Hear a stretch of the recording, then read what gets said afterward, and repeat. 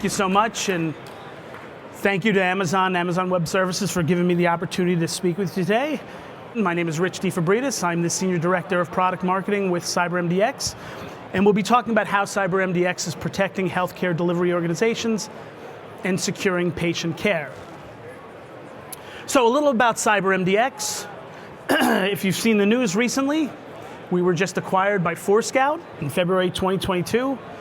Something we're very excited about because we can now offer unmatched visibility and security across a complete spectrum of devices in a healthcare delivery organization's network, including IT, OT, IoT, and IOMT on a single platform. We can scale to over 2 million devices in a single instantiation or a single deployment. And we have over 200 healthcare customers and over 3,800 enterprise customers. We are a mission-based company, and our mission is to enable healthcare delivery organizations like yours to provide quality care by securing and protecting the very systems and devices you rely on every day to treat illnesses and save lives. So we are a medical device security company primarily, and one of the leaders in that space. But of course, I'm biased, so I say don't take it from me. We've been recognized by major analyst firms like Forrester, Frost & Sullivan as a leader in the connected medical device security space. And we've most recently won a series of awards, including the MedTech Healthcare Award, and swept the gold medal awards in the Cybersecurity Excellence Awards, I think 6 categories, including healthcare. Many of your peers have rated us on Gartner Peer Insights. We have the most 5-star ratings of any vendor in this space. And we have some of the largest healthcare networks in the world on our product, including Michigan Medicine, Northwestern Medicine, Asuta, amongst others. We are a mission-based organization, as I said. So one of the things that we do is work very closely with organizations like CISA, the FDA, MITRE, and major medical device manufacturers with the intention of discovering vulnerabilities in their products to provide responsible disclosure and hopefully mitigate those vulnerabilities before they're exploited. And we do that through our CyberMDX research team, along with Forescout's Vidari Labs. And most recently, we disclosed something called the Axis 7 vulnerabilities, which were a series of vulnerabilities found in the PTC X8 agent. So today I'm going to talk about LMH Health, formerly known as Lawrence Memorial Hospital. This is a very small hospital, community hospital, found in the Lawrence, Kansas area, serving the surrounding areas. And it's a hospital with a rich history. So they were founded in 1921. They have 174 beds, and they are very community focused, as you can see by the KU flag that's flying under the American flag on the picture there. They receive no tax support from the city or from Douglas County, where they're located, and they invest all their excess revenues back into services, equipment, and facilities to further their mission to serve the community of Lawrence, Kansas. So before I get into their specific challenges, I want to talk a little bit about the state of healthcare cybersecurity. Okay, most of you probably know healthcare organizations are really under attack. Over the past year, or the past few years, we've seen triple-digit increases in the number of ransomware attacks, in the number of breaches, in the number of people that have been impacted by a breach. And there's a lot of reasons for that. I'm not going to get into all of those, but really 2 things to think about. Primarily, number 1 is the value of PHI data. Okay, so that data is not easy to change. Something like a social security number, your name, et cetera. If that is breached or taken, you can't change your name very easily, obviously, right? As opposed to, say, a credit card number, which you can change no problem. The second piece to this is that, as a general statement, healthcare delivery organizations tend to be a little bit of a laggard when it comes to cybersecurity posture. Okay, it's not an indictment of them, it's just to say that there may be other things they invest in. So we recently commissioned a study with our partner Philips. The study was conducted by Ipsos Research, and we surveyed hospitals in the United States, small, mid, large size hospitals, biomedical engineers and security engineers, to understand their attitudes and concerns around healthcare cybersecurity. One of the things we uncovered is that almost universally, everybody in the healthcare space acknowledges that cybersecurity is a problem. You can see from the numbers, right? As I said, the growth in the ransomware attacks is triple digits. What was really interesting is that only about 11% of those organizations made it a priority in terms of the investment. Again, not an indictment, but just to say that there are other priorities that took that investment money or investment resource. So now you can see sort of what we call the perfect storm, right? Value of that data is very high. The ease with which hackers can infiltrate or exfiltrate that data is very strong, okay? LMH Health understood this. As I said, they take those excess revenues, they reinvest them back into the business. So they knew they needed to have visibility into their connected medical and IoT devices. So if you think about the average hospital has 20 to 30,000 connected devices across their network or more. And many don't have complete visibility into those devices, whether they're things like vulnerabilities or recalls against them. So they were unable to determine the extent of the vulnerabilities in those devices. Now, I'm going to refer back to the Ipsos report that I mentioned. Very interestingly, we found that upwards of 3/4 of all the hospitals surveyed are still not patched or protected from certain vulnerabilities like NotPetya, Ryuk, WannaCry, right? These are not new vulnerabilities. These are things that have been known and been out for years, and they're still not protected from them, which is a really scary thought, okay? The other thing we found in that study, 20% of the hospitals had no protection against them. They've taken no steps to protect against known vulnerabilities against the devices in their network, okay? It's a scary thought. LMH Health had an event that really raised the red flag. What happened was they uncovered that a medical device or a connected device was making unauthorized communications externally to an unknown country. This was picked up by their SIM. Now I've talked to other customers of ours that have had this happen. It's not uncommon. And what do you think they say? Okay, if one device is doing it, and I've got 30,000 plus, how many others are actually doing this?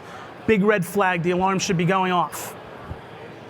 Lastly, the lack of automation. Okay, so they didn't have any automated tools to look into these devices, to secure the devices. That was time consuming and created a lot of security gaps. Now again, going back to the research that we just did, okay, we found that 10% of all the hospitals that we surveyed do all of their device inventory on a manual basis. So think about that for a moment. You've got 30,000 plus devices in your hospital, and you're manually checking each one of those devices. You're looking at things like recalls on a manual basis, et cetera. That's time consuming. That takes the resource away from what they should actually be doing. Now the good news, about 13 to 14% have full automation. Now do the math. 10% have none, 13 have total. All those hospitals in between don't have complete visibility into what's going on in their network. Okay, so when you have devices communicating externally to potentially malicious endpoints and you don't know what's going on there, that should be sending alarm bells ringing. So visibility is really critical to LMH Health, right? Vulnerabilities plus devices that communicate over a network, that equals exposure, okay? Which we just talked about. But having visibility to those vulnerabilities and those devices, that's actionability. Okay, so visibility is really key. So I was telling someone this story earlier. One of my favorite movie franchises is The Lord of the Rings. Okay, and I think it's the second installment, The Two Towers. Anyone a Lord of the Rings fan here? No? Yeah? All right, good man.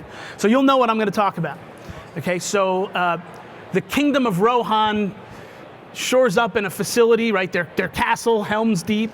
Okay, and the king, he's convinced, you know, the impending siege from the orc army, they won't penetrate these walls, right? So think of the kingdom is the hospital, and the attacking orc army, those are the hackers. Well, the one thing he didn't realize was there's a drainage culvert at the bottom of the castle that nobody was manning, nobody was protecting, and the orcs run an improvised device, blow it up, and they breach the castle. That's what we're talking about, right? You can't protect what you can't see. So visibility is almost table stakes in this situation. But seeing is one thing, right? Seeing is believing, as we say. Doing is really the important step. So one of the things that CyberMDX does is we give you recommended actions to take against prioritized vulnerabilities in your network. Okay, so speaking with one of our customers, they said that's the killer app, right? It's great to see that we have these vulnerabilities. It's great to know that this is the most critical vulnerability, but what do I do? How long is it going to take for a patch to be released and approved by the FDA? How am I going to protect this device? And again, remember, what is it, 10% of the hospitals are doing all of this manually. They don't know what to do. We tell you exactly what to do, what actions to take. You can model those actions, what the impact would be if you restrict the flow of network communication to and from that device. And now with Forescout, you can automate all enforcement of those actions against those devices. So if you decide that quarantining that device is the way to go, click a button, it's quarantined. There's no communication going to and from that device. So it's not just visibility, it's actionability, and that's really what ultimately is going to protect the hospital. So, how does LMH Health leverage CyberMDX? Well, now they have an accurate inventory of all their devices, it's continually updated, and they're able to take those actions against, again, those prioritized vulnerabilities and ensure that they're safe, right? They have a very comprehensive view of all the vulnerabilities across all those devices. And I want to talk a little bit about that too. Okay, so when we talk about connected medical devices and IoT devices, the story I told earlier to one of the people on our team, I had spoken with a CISO at one of our customers, and he had uncovered that one of the departments in the hospital had put a coffee machine on the network. It was a network-enabled coffee machine. I'm not really sure why a coffee maker would need to be connected to a network.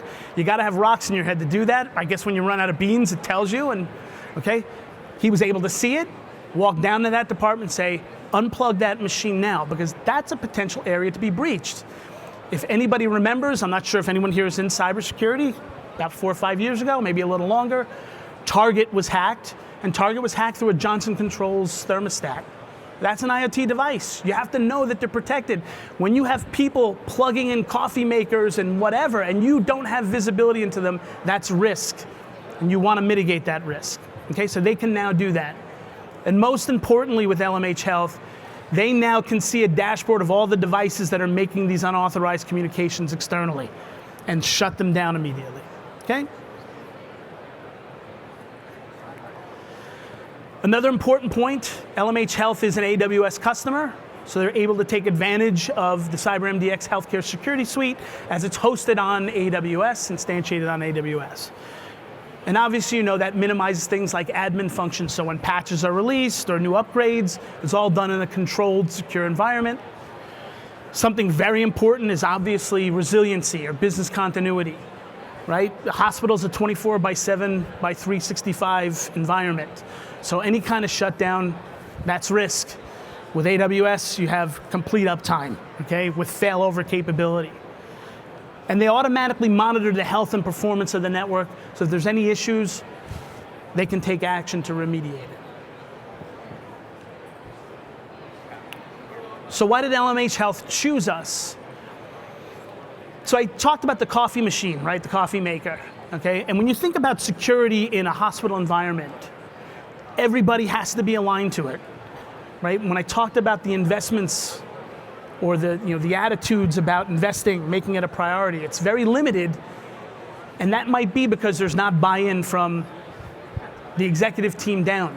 Everybody has to be singing from the same choir, okay? And that's everybody. If you, again, know cybersecurity, obviously things like even email or human error play a major role, so you have to have everybody on board with this. But typically what you'll see in a hospital, you see security teams siloed from biomedical teams, siloed from networking teams, et cetera. So people are procuring equipment that they need, putting them on the network, and your security team their hair's falling out and they have less hair than I do, right? So one of the things that this solution did was bring all those teams together, and now they can all work from a single solution. They have different dashboards based on their functional role, but they all can communicate and sing from the same, sing from the same tune. Okay? The biomedical team, they love the insights into things like utilization of the devices. So if you think about patching a device, you have to know when is it being used the most, when is it not being used. I can schedule the time to go and do a patch or to do something to the device. That's great. The networking team really liked the idea of using it with a NAC solution. So again, we talked a little bit about Forescout, that integration, that capability. And again, they now have comprehensive connected medical device security and reporting. Okay, so again, to get the executive team to buy in, you want to be able to show them things. Things like benchmarking. You might want to benchmark your security posture against other organizations. How do we look compared to other hospitals? What are the best practices? That's something you can go show to the executive team, say, hey, we're lagging, we're behind, right? So, good to know. With that, I'd say thank you, appreciate the time. You were a great audience, I appreciate it, and a Lord of the Rings fan, you get a thumbs up from me, so thank you.